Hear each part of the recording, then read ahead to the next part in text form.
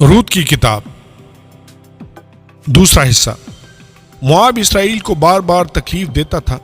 मोआब बुतपरस्त था, सच्चे खुदा का इनकार करता था और आम तौर पर इसराइल का दुश्मन था। और जैसा कि मैंने कहा, उनका आगाज़ एक खौफनाक आगाज़ था जिस पर शुरू ही से लानत थी। उसके अलावा मोआब में कैमूस नाम एक देवता की पूजा की जाती थी। कैमूस की पूजा करने की खसूसियात में से एक बच्चों की कुर्बानी थी। जो लोग उस देवता कैमूस की इबादत करते थे वो अपने नौज़ायदा बच्चों को कुर्बानगाह पर कुर्बानी के तौर पर पेश करते थे। पहला सलातीन 11 बाब और दूसरा सलातीन 3 बाब में इसकी वजाहत की गई है। और ये बुरी शुरुआत की वजह से, सच्चे खुदा के इनकार की वजह से, बच्चों की कुर्बानी की वजह से और उन सब वजूहात की वजह से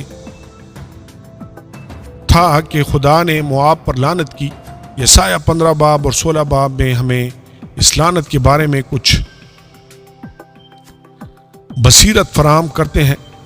अगर आप कुछ देर के लिए यसाया 15 बाब और 16 बाब देखें तो ये वाकई रूत की कहानी के लिए एक स्टेज तैयार करता है। यसाया 15 बाब में खुदा मोआब की अदालत करता है और फिर 16 बाब 13 से 14 आयात में लिखा है, ये वो कलाम है जो खुदावंद ने मोआब के हक में ज़माना माजी में फरमाया था।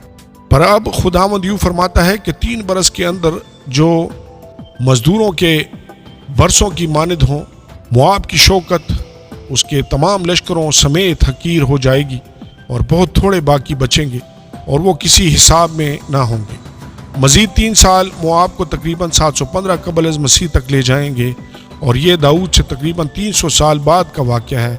और यसाया की पेशनगोई के 3 साल बाद जो हुआ था वो ये था कि सरजून नामी एक असूरी बादशाह मोआब में आया और उसने इस कौम को मुकम्मल तौर पर तबाह कर दिया, लोगों को हलाक कर दिया, कौम को फतह कर लिया।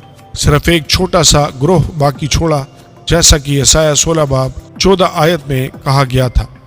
बहुत थोड़े बाकी बचेंगे। ये अदालत बहुत भारी थी और बहुत थोड़े लोग बाकी बचे। फिर यिर्मयाह 48 बाब में एक बार फिर खुदा यिर्मयाह नबी को मोआब की जानिब से सच्चे खुदा की मुसलसल इनकार की वजह से फैसला सुनाने के लिए इस्तेमाल करता है और ये बहुत दिलचस्प अदालत है। यिर्मयाह 48 बाब 11 आयत में लिखा है, मोआब बचपन ही से आराम से रहा है और उसकी तलझट तहनशीन रही। नबी यहाँ पर यह कह रहा है कि मोआब ने काफ़ी आरामदेह ज़िंदगी गुजारी है और ये सिर्फ साउल ही था जिसने वाकई एक संजीदा फतह हासिल की और फिर उसने इस कौम को तबाह नहीं किया।